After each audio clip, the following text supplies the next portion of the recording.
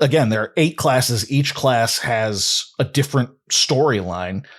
For free, you could play through like just fucking 100 hours worth of the 3rd Knights of the Old Republic for all intents and purposes. It's really worth a go for anyone who hasn't done it. It's lovely. It's lovely. Yeah. You know who else is lovely? Who's that? Hey there, everybody. Welcome back to Pixelit. My name is Kevin. With me, as always, is Phil. On today's show, we are doing Star Wars: The Old Republic Fatal Alliance. It's a double colon title. Oh, yeah. By, what's the guy's name? Sean Williams.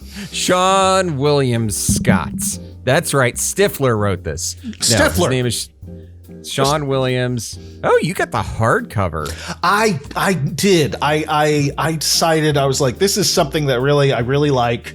And it didn't sell. I don't think it sold particularly well, so it's not like it cost me an arm and a leg, but I just, look at that. That's pretty. It's just. There's 3 books in this. I think 3 books in the series, maybe. I think 3 or 4. Yeah. Because I bought the the Kindle version I bought has all of them. Oh, nice. Yeah, there's 4. So it starts with Fatal Alliance, and it's 1,600 pages of Star Wars.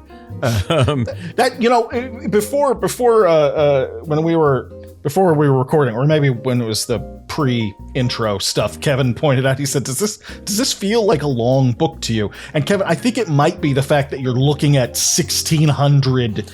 I think that might be, because as I go through, it's like I'm at like 1% of book read, and it's not moving. Right, exactly. So it's forcing you to look at it as just dragging on.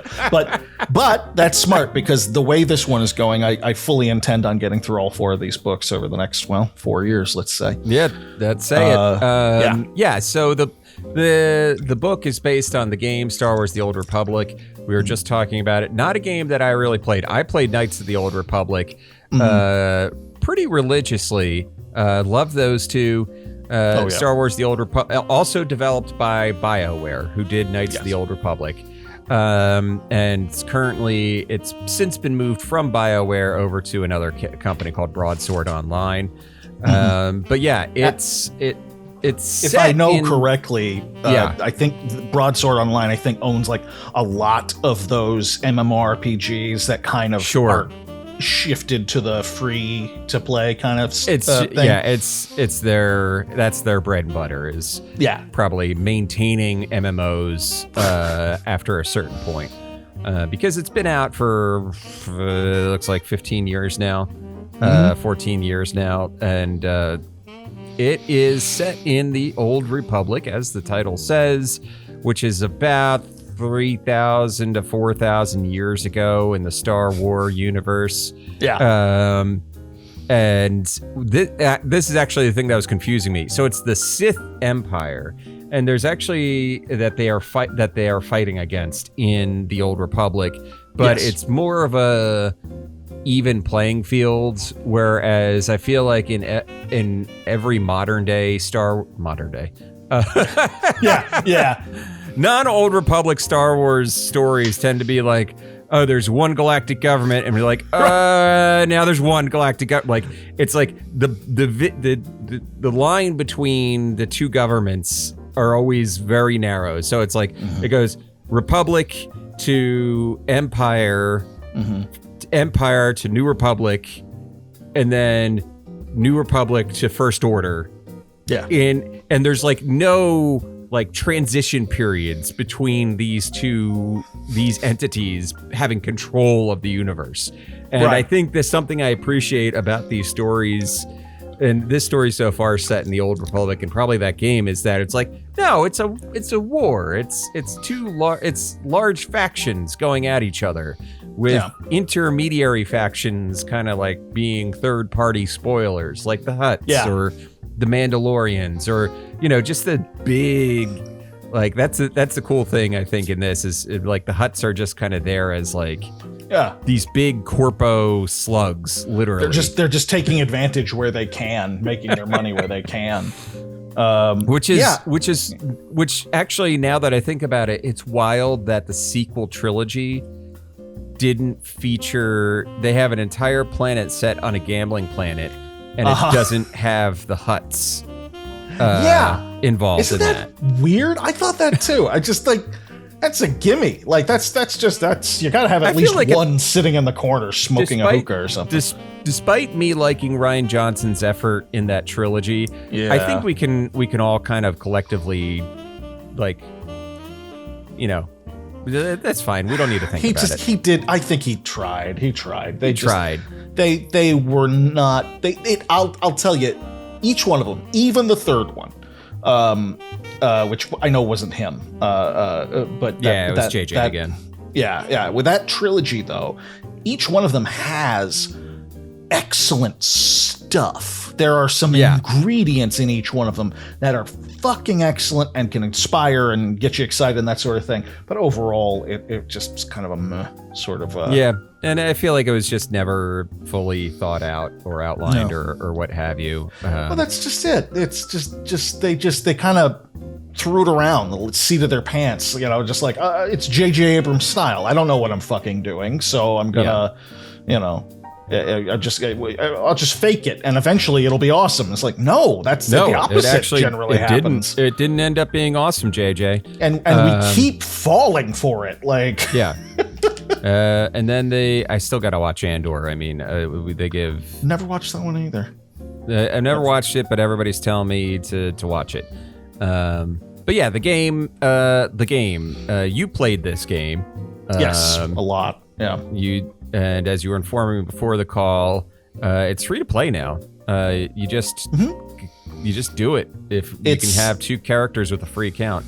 2 characters with a free account.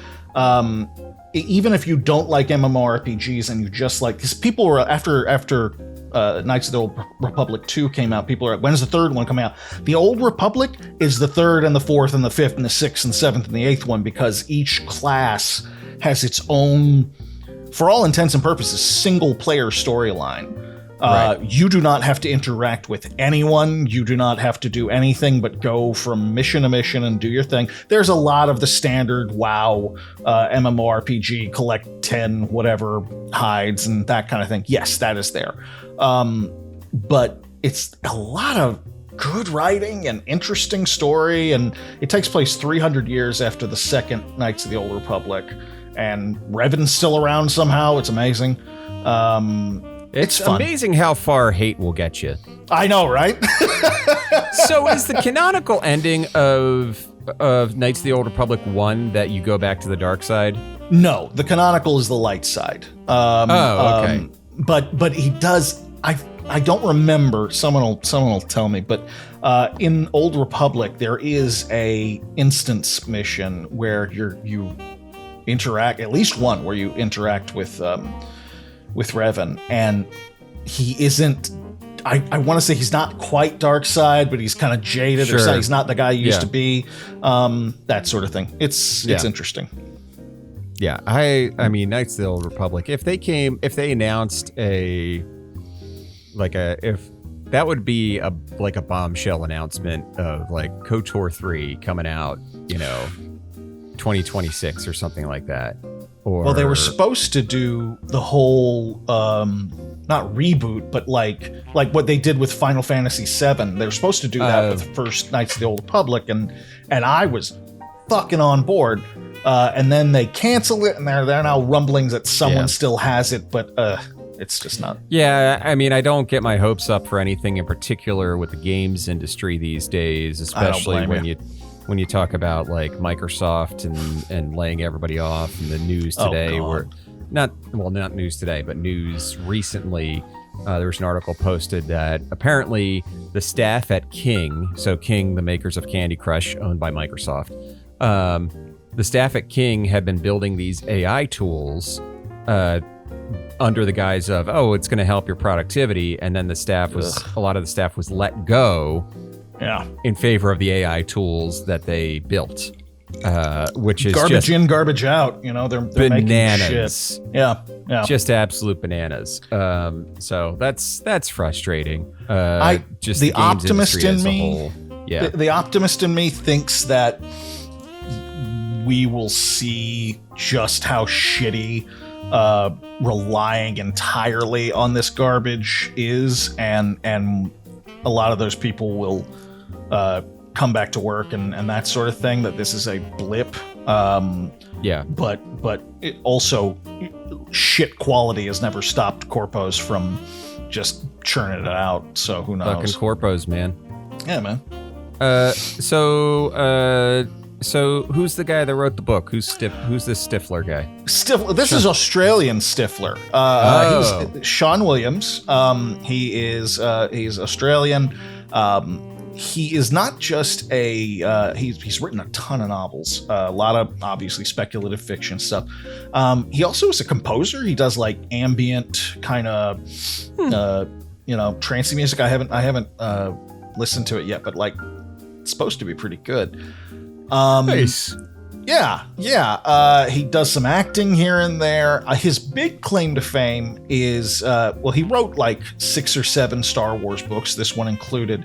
But his novelization of Star Wars: The Force Unleashed was the number one. It was number 1 on the New York Times bestseller list, which was the first ever game novelization to do that.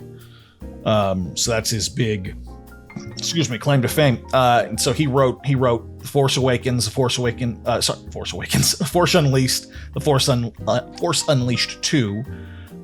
And he had a trilogy that was from the New Jedi Order era, back where they brought in the sentient Tyranids for all intents and purposes. What were they called? The Yutong Vong or something like that. Yuzon Vong. Yuzon Vong. Yeah. He wrote a trilogy for that era. They are. The Force is blind to them. Right. So like Jedi are they're literally a hard counter to Jedi. That like a Jedi won't be able to sense them coming, like with their Force powers. They can't choke them with the Force. Like they can't do anything Force related to them to fight them. That's why like the Yuzon Vong it was like such an interesting era of Legends books where it's like, this alien race from a literal other galaxy has arrived via generation ships, and we can't do anything to them.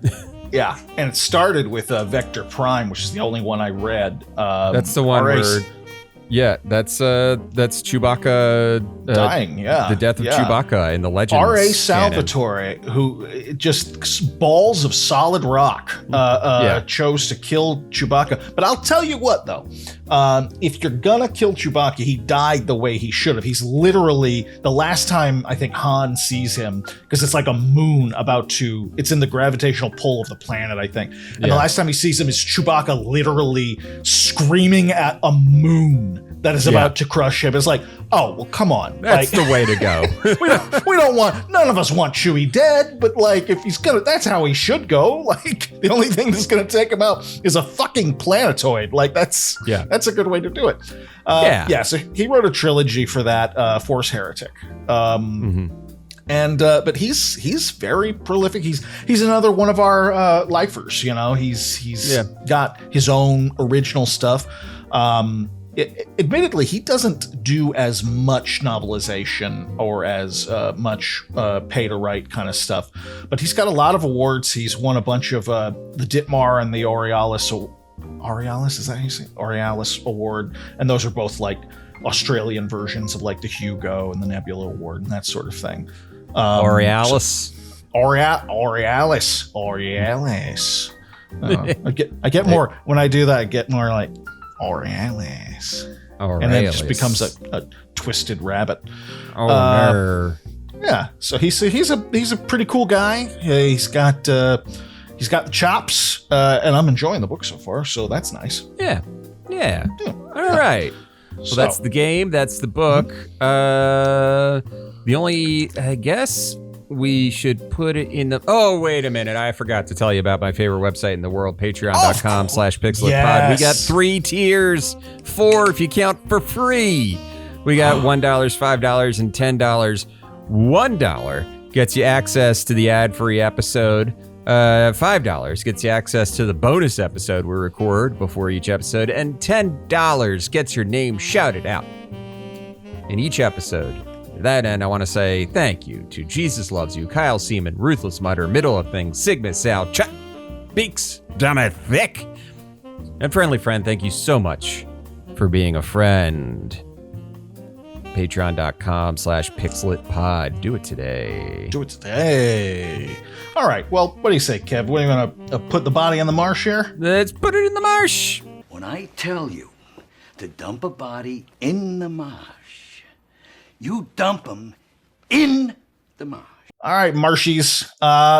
So we start with a prologue. We've got a group of scoundrels, and they are attempting to rob a cruiser in space.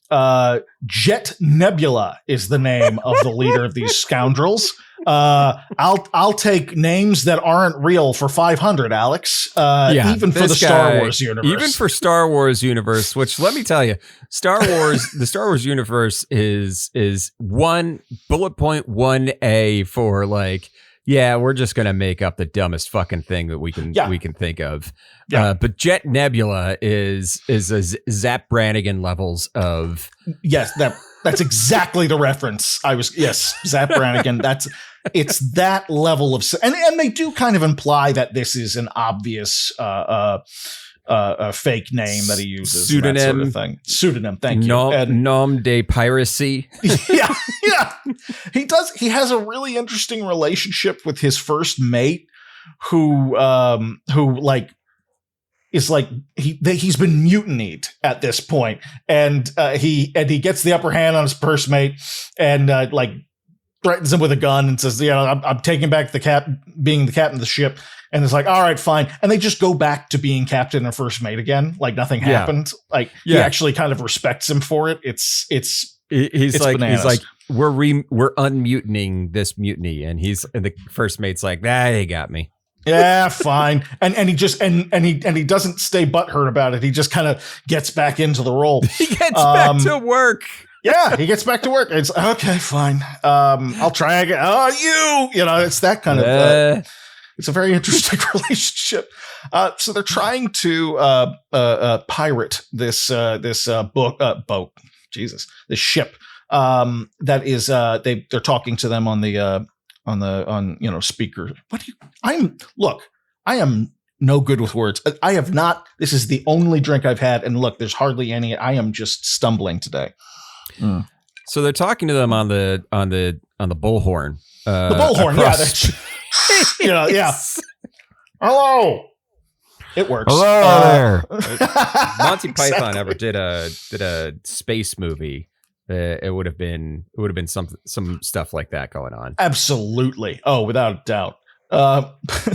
They are interrogating him, trying to say, hey, just let us on board. We all know how this is going to happen. We don't want to get into a fight. We don't want anyone to get hurt. And the ship explodes rather than be boarded. Yeah. Which admittedly is they're all a little confused by that scenario. They're not that this is not normal. And the prologue ends with them deciding they're just going to search the remains of the ship and see what they can find. Moving on. Chapter 1, we're on Coruscant, and Shigar Kanshi. He is a Jedi, and he is being denied knight status. He still needs to learn self-control. Yeah. So this Padawan he's a pissed off Padawan, just pissed off Patty. Just pissed off Patty. Yeah. Yeah. His master is Satali Shan, who is kind of a regular NPC in the game. She's constantly throughout the game, as I'm recalling. And she literally says, take a walk, like walk it off. You're going to be all right. Walk it off, buddy. Yeah. Now, and as he's walking it off, he happens to hear blaster fire and runs toward it. We cut to Laren Moxla, who is we don't know the full story on her just yet. We're going to find out she is a former commando, basically. Yeah. Black Ops, really in the shit stuff. Exactly. And she also sees this commotion. It's at the HQ of some local gangers, and she finds a Mandalorian who is looking for a Lima Xandrit. These names, they're beautiful. So they roll off the tongue.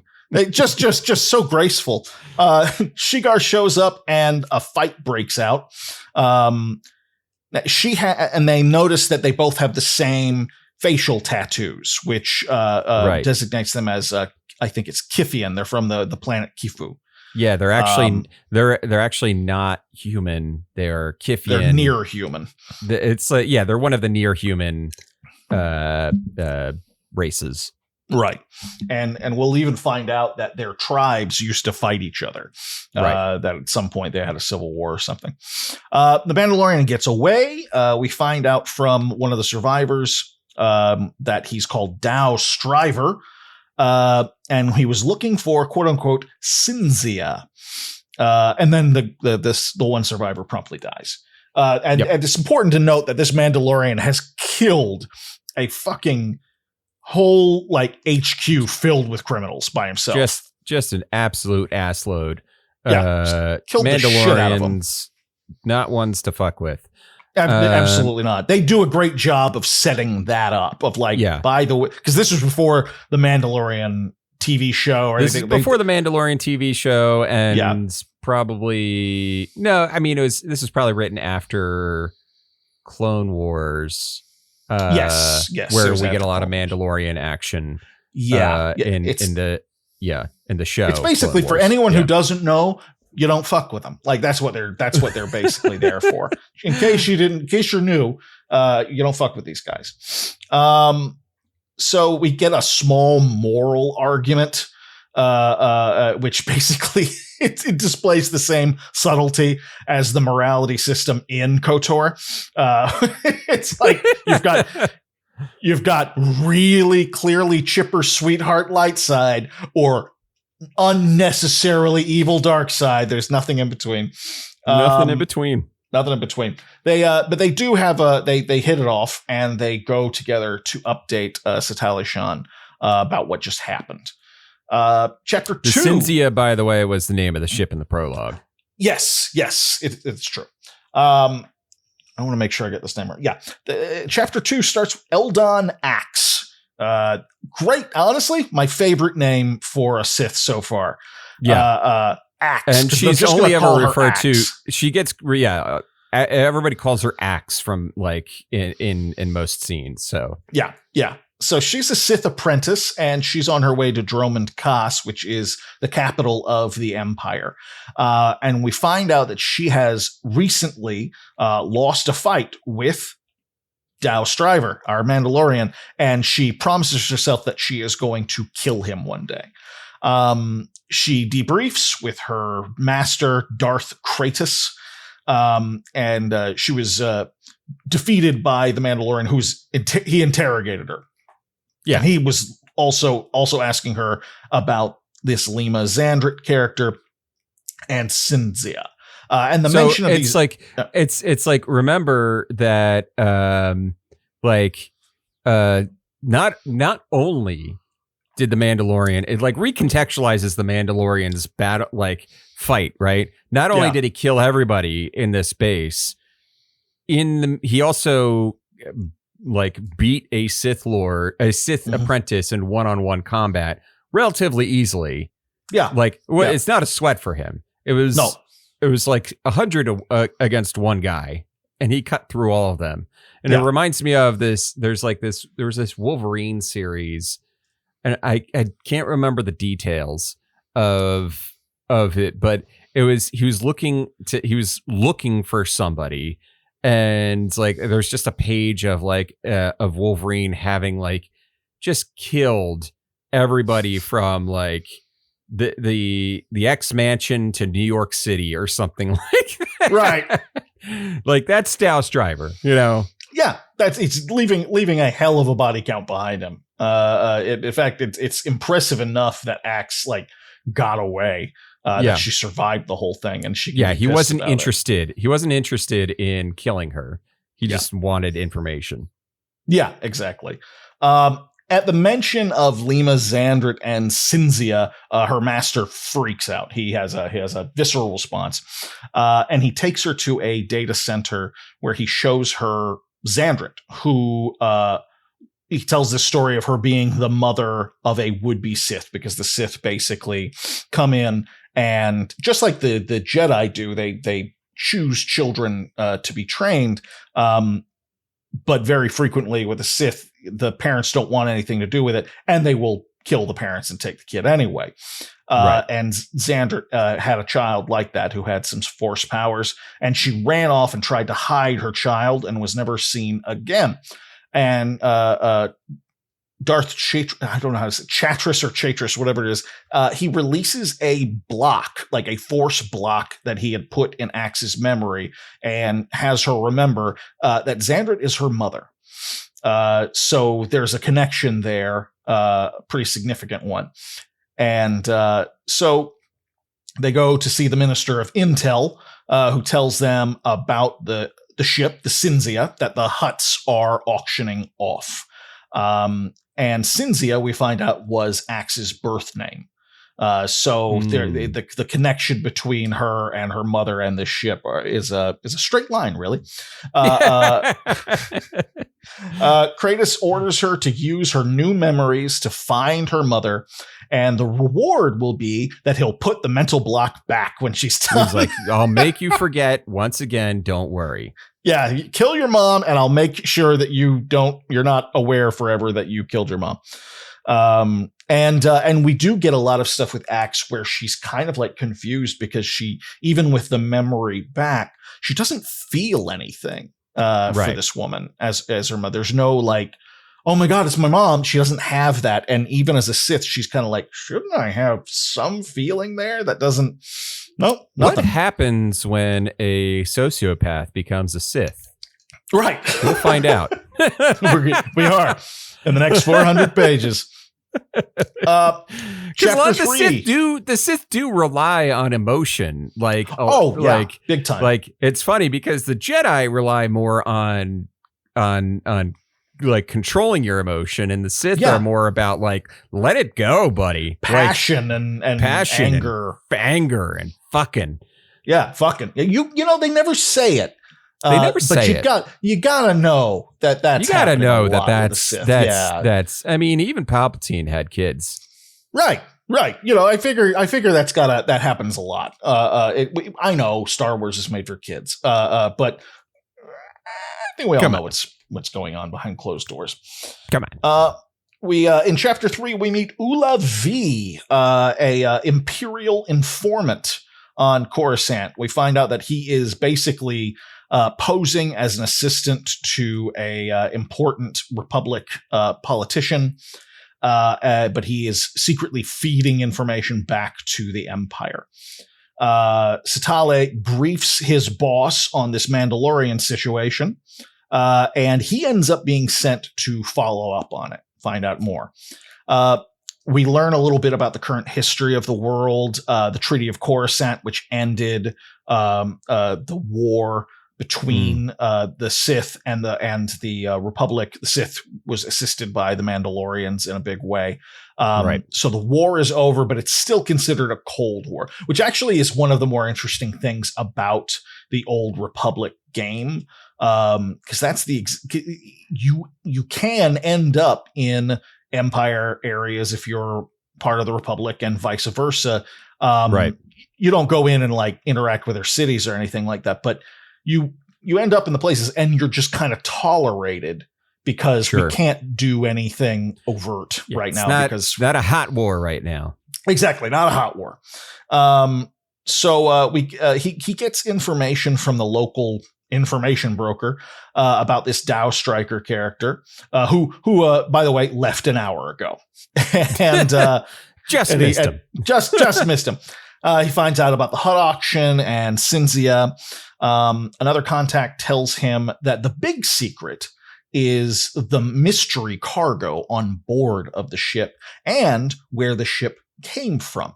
Because that there's basically, people seem to agree that the planet that it came from is probably unknown and probably resource rich, which they point out finding new planets in this world is this universe is no big deal. It happens all the time. But finding one that is rich in some sort of mineral or anything along those lines it can make you very, very wealthy and very powerful. So he reports to his superiors. We get a little self-hate. He is also a near human. And we get kind of log cabin Republican style self-hater kind of dude. He hears from another Imperial agent he works with called Shulis Kamar. She's this up and comer. You get they were kind of in the same class basically, and she's recently totally blown the doors down. And she already knows about the Hutts and the planet and everything like that, which kind of disappoints him because you can tell he wants to impress her. You get the impression he has kind of a little crush on her or something. She's like, you're not telling me anything I don't already know. And he's like, what about this? Yeah, but no. So he pitches the idea, and apparently they've talked about this before, but he pitches the idea that they want to take this planet as a way of making the Empire more civilized, kind of. It's got some real Ben Shapiro energy. You know what I mean? He loves the Empire for trad values. Right, exactly. But does not like the Sith. No, he's not down with the Sith. He's not down with the rage, and it's like someone who's a Republican but hates the Proud Boys, really. Sure. So it's like they're a necessary evil, but sheesh. So he wants his own planet that they can basically make the Empire seem more respectable. Right. Yeah, he's very Nazi in a suit. Is what you get from it. Yeah. Chapter 4, Moxla in the Senate Gardens. We find out she was a Republic commando and that she was let go. We get some passersby who recognize her. We find out her nickname was Toxic Moxla, and apparently she snitched on her sergeant and on her CO. So she has a bad reputation and she was let go for it and kind of left in shame. Right. Meanwhile, Shigar briefs Master Satale, tells her everything, and she tells him that something's in play. He's going to get everything that he can about this Cinzia and its contents from the Hutt court. And he's confused because he is really a social warrior kind of guy. Like he sees the poor population and the injustice on Coruscant as his job, basically. And she's like, look, and she says basically like, look, every social issue on Coruscant isn't our problem. And I just wrote here, man, fuck the Jedi. It's fucking Buddhist nonsense where you're like, like Hakeem Jeffries over there. Right. I'm going to stick my nose in a place that isn't my business when it's convenient for me. But then it's like, well, what about all these people who are experiencing injustice and starvation and stuff? It's like, well, that's not our problem. It's like, go fuck yourself, man. Yeah. So Shigar and Moxla share dead parent stories. Both of their parents, their planet had some sort of like Civil War annexation kind of situation. And both of their parents, their sets of parents have died.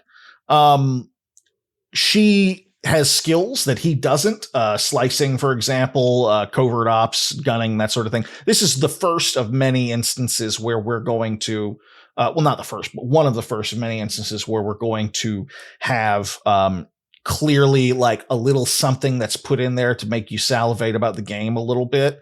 It's like, this is a commando and you can play one of these characters and you can play one of these characters. Gun. Yeah. And here are cool powers. And this is a Jedi Knight and he's got these powers and that's fun. It works. I want to download it and play it again. It was like it's like you're installing it as yes. If the connection fucks up, it's just the Old Republic. Don't worry. Yeah. Chapter 5. Axe and her master address the Sith Council. Beautiful. It's like they're meeting the Supreme Court. Just some of the worst people you've ever seen in your life. And they're talking like this. They're all talking like this. And one of them, I forget his name, but he's got Alito. Yeah, he's got sharpened teeth, and he's monster. That's good. So they basically request permission to go after this traitor. And she ends up having to admit that it's not so much about catching this person, but what she really wants is revenge against this Mandalorian. They're like, that's not why you want to do it. Tell us the truth. Yeah. You want to kick this guy's ass. Get revenge. And she's like worried. She's worried like, oh my God, they found out that I just want to get revenge. And then the guy is like, I approve. Yeah. He's like, that's a good reason. That's the Sith reason. Yeah, absolutely. That's a Sith reason right there. Go get that. Good enough for John Wick. Good enough revenge for you, baby. Yeah, that's exactly it. And they're like, just go get that sweet revenge. I don't give a shit about this other traitor stuff. Go get your fucking revenge. And it's very sweet. She feels supported. And it becomes clear that she feels seen. Exactly. She's very seen, and she has impressed the Sith Council on some level that her master, who was very mid, never has. And you can tell that it's really pissing him off. Yeah.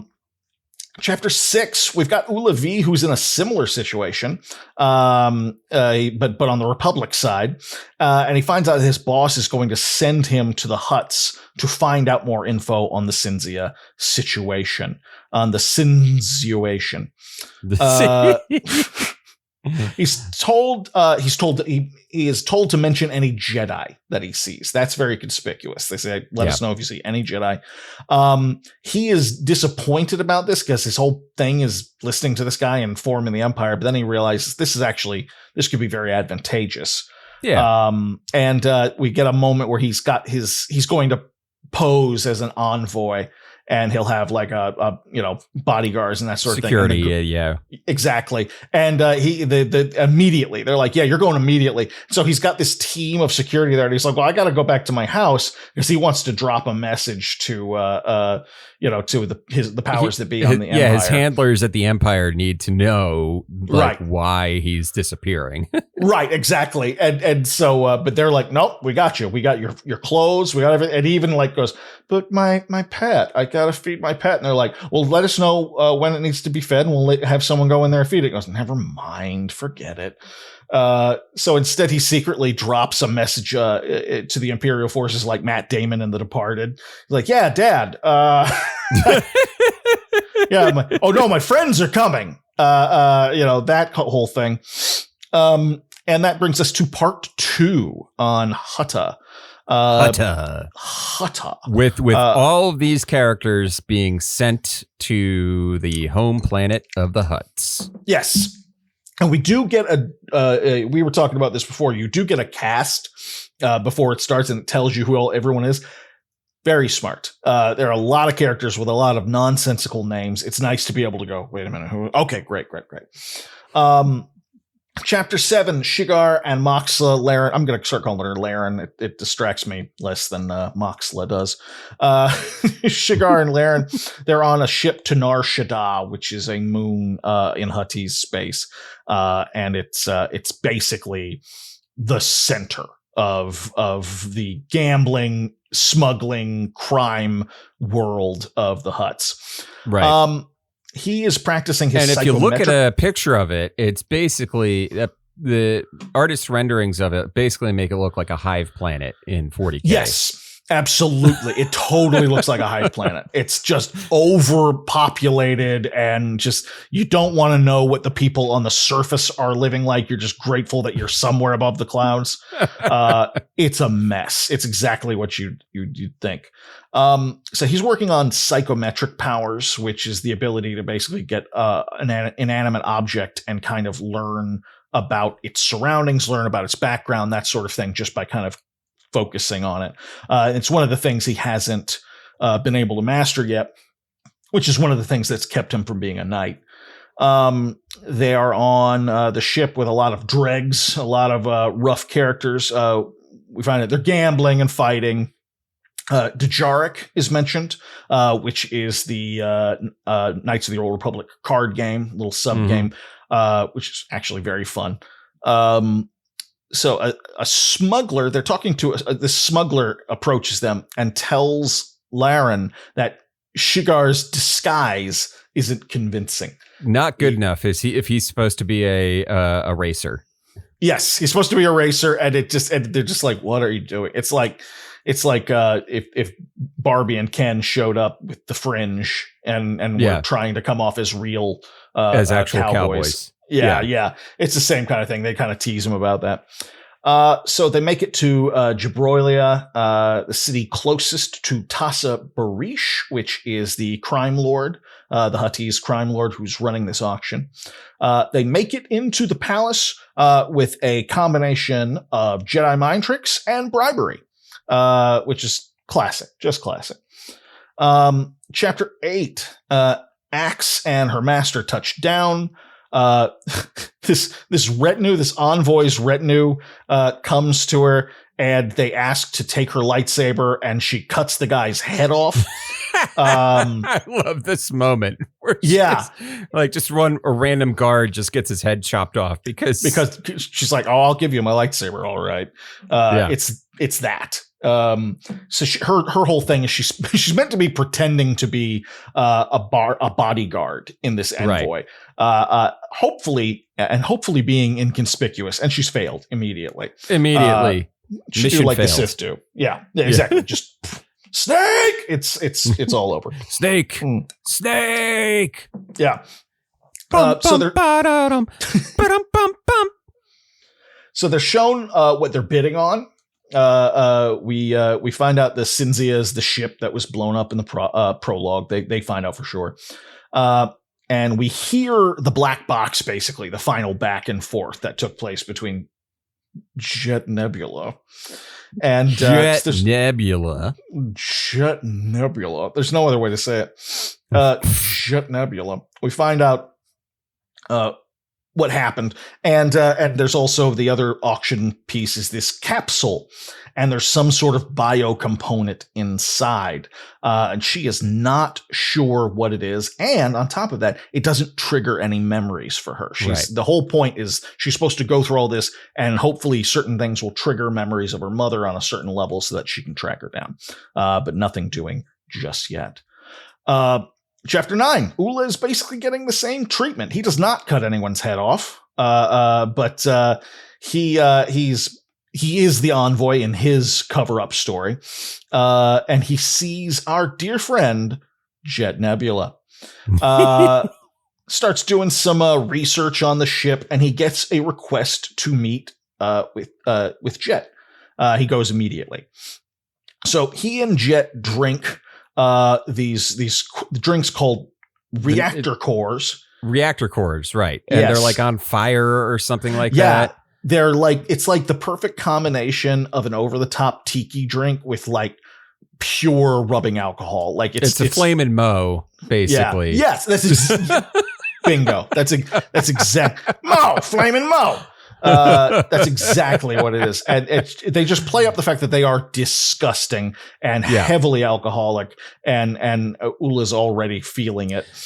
He is hammered by the end of the first one. But yeah, exactly. The first one knocks him on his ass. So they talk, and Nebula tells him the story of the ship, elaborates a little more about the Cinzia, and then the place is gassed, knocking everyone else out. But it turns out reactor core drinks, they make you resistant to those kind of toxins. Yeah, I thought that was an interesting little detail, but it's like there's a reason why smugglers are always drinking reactor cores drinks at bars, is because they make you resistant to like basically being roofied. Yeah, it's genius. It's a fantastic little detail. I really liked it. So the place gets gassed, and our dear friend the Mandalorian shows up and takes them prisoner.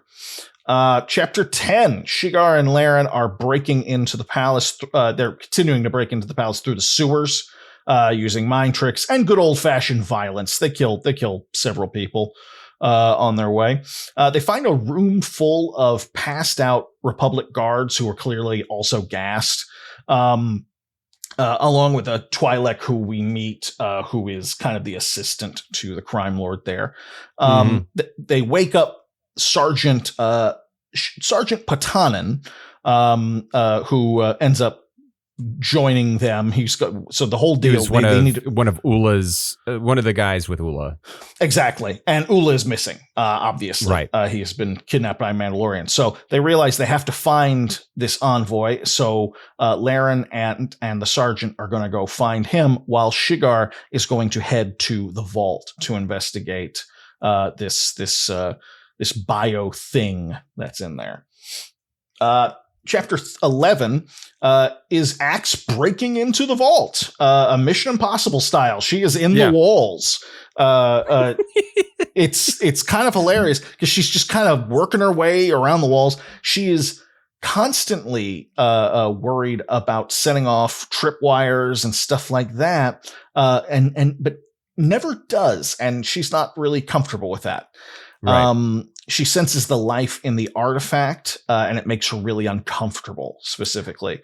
One of the things I love, by the way, of like what is the way she's kind of like going through the walls is she's like using her lightsaber to boil the concrete, the ferrocrete, and then she's making a force bubble around her so that she kind of just like floats through this molten stone to get to the other side. Yeah.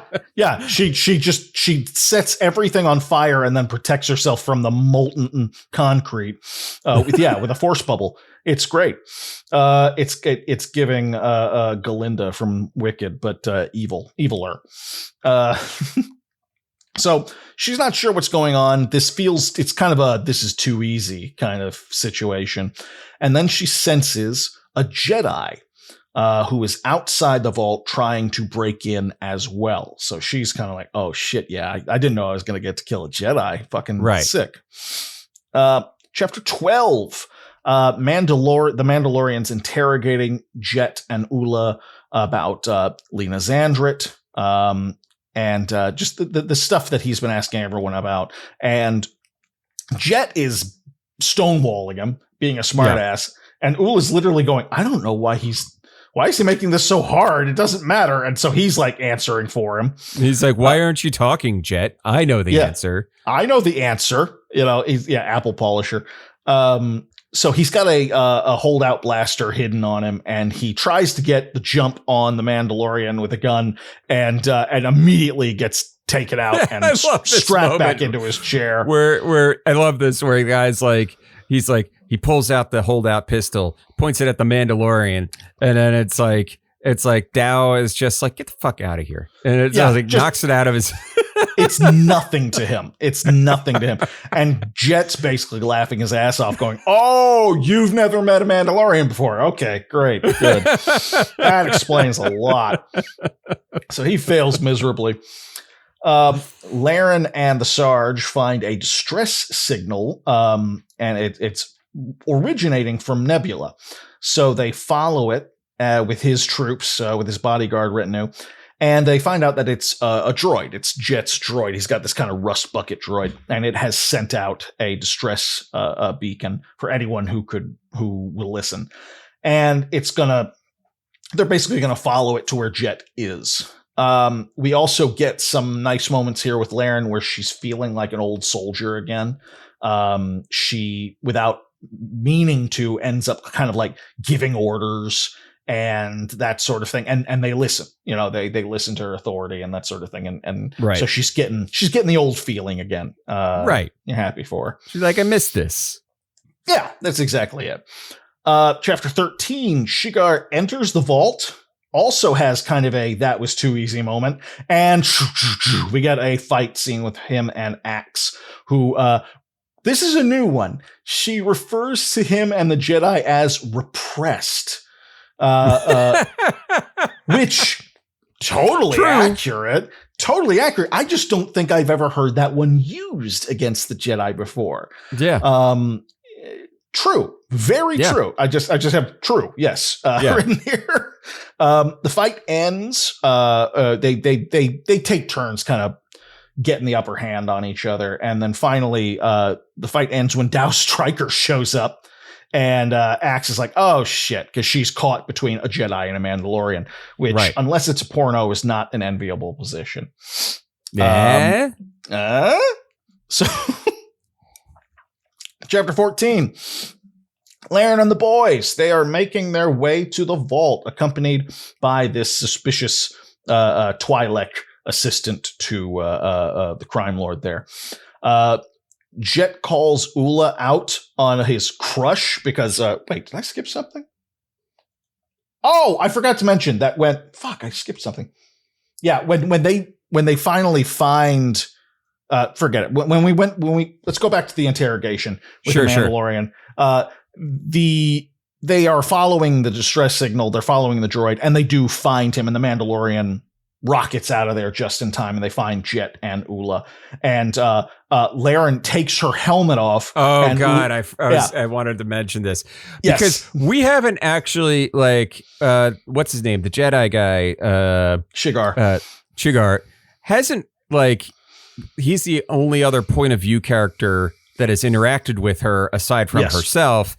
And he didn't think anything necessarily other than she's like the same race as me. Right. Right. And then when Ula sees her, he's like, oh my God, she's the hottest woman I've ever seen in my life. That's exactly it. He just immediately his nose starts bleeding. It's just, it's anime protagonist, nose bleeding, simping way too hard. He's so into her all right off the bat. So as we've got the party walking out there, Jet calls Ula out on his crush and refers to her saying that she's faking.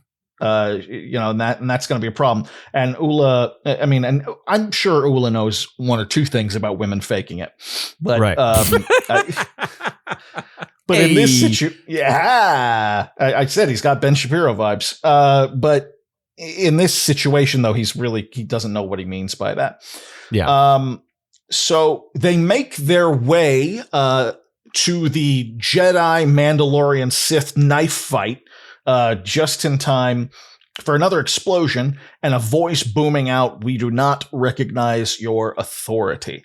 Chapter 15, we go back a little bit and the fight is happening. And this is a moment where the Mandalorian bounty hunter is showing off all of his cool bounty hunter toys. Download Star Wars: The Old Republic today.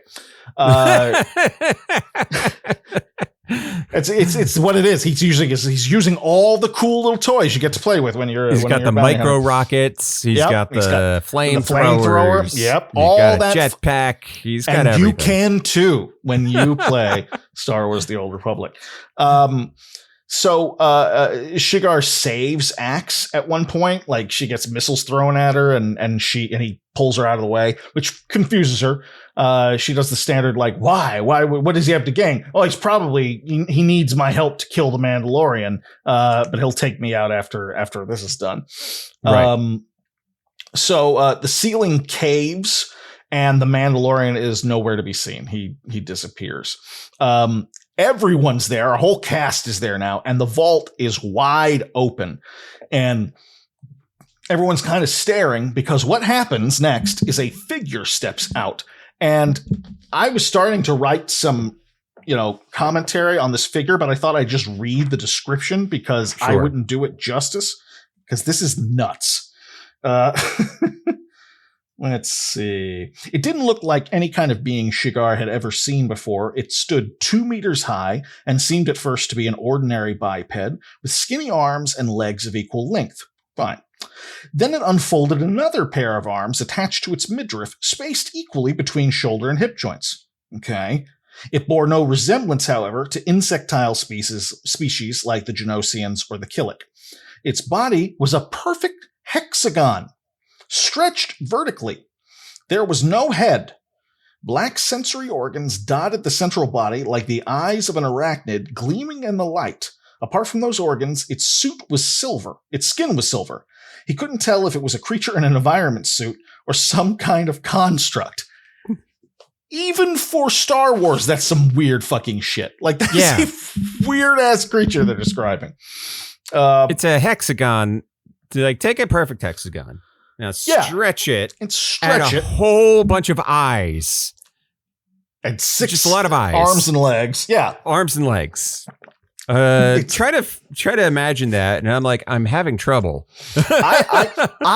It sounded to me like a character in Promise Mascot Agency. Like I couldn't. It felt like a cartoon in my head. I haven't looked it up yet. I probably should, but I don't know what species this will end up being because I'm not reading ahead. But I can't get the image of a goofy cartoon out of my head. And I don't know. I haven't decided if that's a good thing or not yet.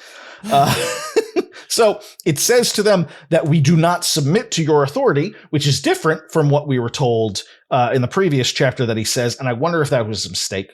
And ends up just shooting blue flame at everybody.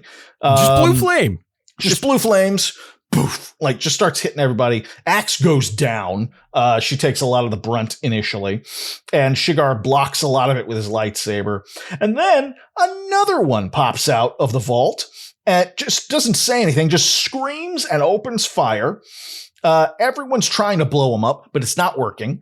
Our commando is like pumping rounds into this thing, and it's kind of the way I read it was like T-1000ing it, like boot, and then goes right back together. Yeah. It was just taking it.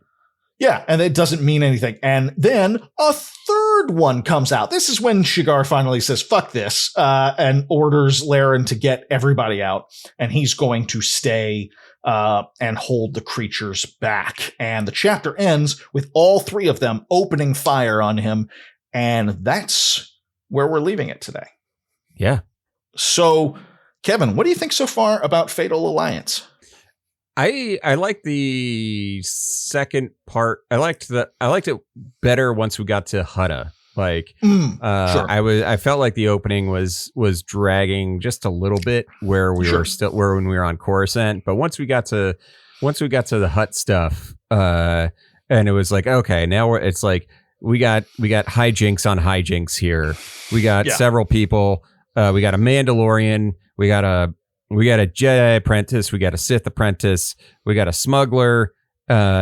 And it's basically mad world or whatever. Yeah, it's a power cast. I totally agree. And this happens to me a lot with movies or media of any kind where, that first part is spent introducing you to one person after the other. And I just go, oh God, get on with it already. But I know that this is required to make me be invested in them later. I know, but it's so annoying. But I totally agree. The second part is way better. I don't like Ula. I'm not sure if we're supposed to like him or not. I feel like I feel like he's just an asshole. He reminds me too much of the right-wing grifters that we all know. That's exactly what I'm thinking about. This is 2010 when this came out. Like, this precedes a lot of that shit. And him, it's like his simping over a character to which there was no standard of beauty applied to in the previous 120 pages or so is hilarious. I love it. Yeah. Just absolutely losing his shit. Yeah. It's pretty outstanding. I totally agree. He is kind of every bit of a tryhard. that kind of try-hard tech bro who wants to be a badass, but everyone seems to be doing better than him. And then the moment a pretty girl walks past him, he just completely loses his cool. So I'm interested in seeing where that's going. They've also set the seeds for Axe to come back to the light side. I've also seen some subtle hints that maybe they're trying to get Shigar to the dark side. I don't know. Yeah, maybe it's a fatal alliance. It's a fatal alliance, huh? Yeah. Yeah. We like to have fun. Yeah. We have fun here. Well, then, now that we have finished the first third of this book, Kevin, I only have one question left to ask you. What are you playing? Oh, okay. So, I played a bit more of Parcel Simulator. Okay. I think my stance on it is it takes too goddamn long to get to the automation part of it. It just feels like you're playing for too long with sorting packages manually and be like, I just want to set up the conveyor belts already. And it's like, oh, well, you got to earn the money to buy the conveyor belts, to buy the scanners. You'd be like, oh, okay. And then I just had one of those moments where I was like scanning packages and I was like, fuck, I got to play something else. So I bought a game called Last Report. And this is it's a short little horror game, little point and click type game. Where you are a national park ranger who is, you have just come back from vacation and, you're sitting in your cabin and you're filing reports that have piled up on your desk. And at first it's just like your standard, okay, make sure that it has the right numbers, make sure what the photo says on the report actually matches what's being described, all that good stuff. You file the report. If the report is damaged, you shred it and move on. And then weird shit starts happening where it's like you pick up a report and it's just like a picture and there's just a bunch of dead bodies. And it's the great thing about it is like it's one of those games where you're not being gaslit at any point by other characters. Like you're like you call on the radio to your supervisor and like, hey, I found this, and he's like, what? Jesus fucking Christ, I'm on my way. You know, like people aren't like, nobody says you're going crazy in this. They all take you on face value. It's not a long game. It's not a long game at all. And it still has a demo. I find that really interesting. It still has a demo. It's only $4 right now. This looks good. And it took me just a little under 2 hours to play it. And it's like, yeah, I wish there was more. Like that it had more stuff going on. Not more stuff. I just wish it was a little bit longer. I wish it teased out the story a little bit more. Still, I think it was a fun little game. And I think it's their first, this little studio Monopixel Games. It's their first game. Really? So, this looks really good. Like this looks outstanding. Okay. Yeah. Cool as hell. Definitely worth. There were some actual moments where I was like, and I think that's a good sign for it. You know? Oh, absolutely. Yeah, cool. We talked about Blood-Soaked Bastard. Yes. I played it for a few minutes. Not very long. It's interesting. I need to like set aside some time to play it because it's one of those games where it's like, all right, so the jank factor is going to be really high on this, but there's like underneath that jank, there is some stuff in here that's pretty interesting. So you are a blood knight. Your armor is pieced together out of the armor of slain people that you have found on the road. You don't actually use a set of armor, so it's like it's this real mishmash.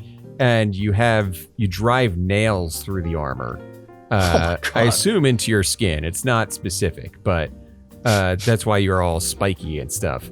And basically, you had just been run out of the last town you were in, and you're on your way to the next town when you come across a goblin. And the goblin's like, "Don't kill me," and you're like, "I don't care. I'm a blood knight." And then you behead him, and you take his head into town, and they pay you because there was a wanted list for this goblin, and now there's like the guy who is like, "Hey, listen, we don't want you here, but if you're gonna be here, here's a bunch of monsters that we need killed." Sure. And make yourself useful, blood knight. Make yourself useful. And there's other party members that you can get, and the creature designs are absolutely creepy as fuck. So I didn't play it for very long, but I got the vibe of it pretty quickly, and I want to sit down and go through it. It's just like it doesn't control very well. It's like entirely mouse based, right? You don't use your keyboard at all. It's like so you're clicking on the screen. Like there's no even WASD to like walk around in when you're in the little overworld thing. Interesting. You're just click, and even the clicking is a little bit janky. Sure. I'll say is like clicking on a character to talk to them. It's like okay, all right. And if I click here, okay. Finally, I got the dialog box to open. So jank, lot of it. But the music and like the aesthetic are really interesting. Just the aesthetic's pretty cool. Creepy as fuck. And like it's one of those things where it's like, yeah, nobody's reviewed this game. Like it's got 12 reviews. It was released in December of last year. And it's just like everything is disturbed and ugly looking. And your character's just named Bastard. Right. It's just basically the worst medieval fantasy world that you can imagine, where there is no sun, it's just gray skies at all times. Nice. Between two fires. Yeah. Yeah. Literally. It's pretty grimdark. It's pretty cool. The aesthetic, they've done a good job with it. That's neat. It's a shame it hasn't gotten more attention.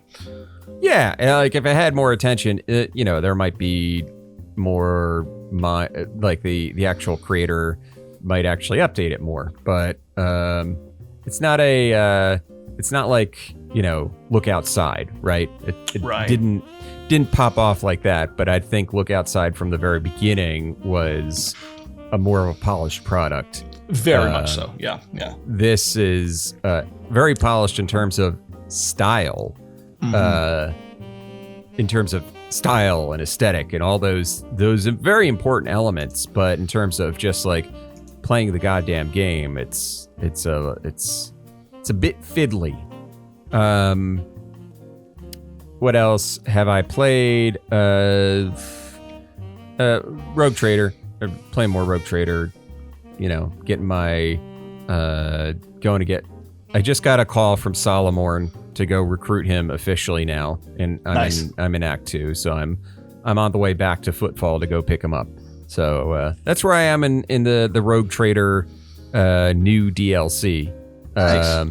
Not nude DLC. New. Hey. Heinrichs and Jay, though, in a nude DLC. Well, I mean... come on. Shireen. So anyway, Phil, how about you? What are you playing? Also, a lot of Rogue Trader. I am not quite at Act 2. I just had my first ship battle, which is fun. I like how you forget how much extra they put into it. It could have just been the standard CRPG kind of thing, and it's like, oh, there's a whole other style of game in here, with a whole other series of upgrades and stuff like that you've got to work toward. It's pretty cool, right? And I'm enjoying it. It's still, I mentioned when I first started playing again, I'm having way more fun than I did the first go around. That's still true. And I had fun on the first go around. Right. Just something about this that's letting me concentrate on it more and enjoy it a little more.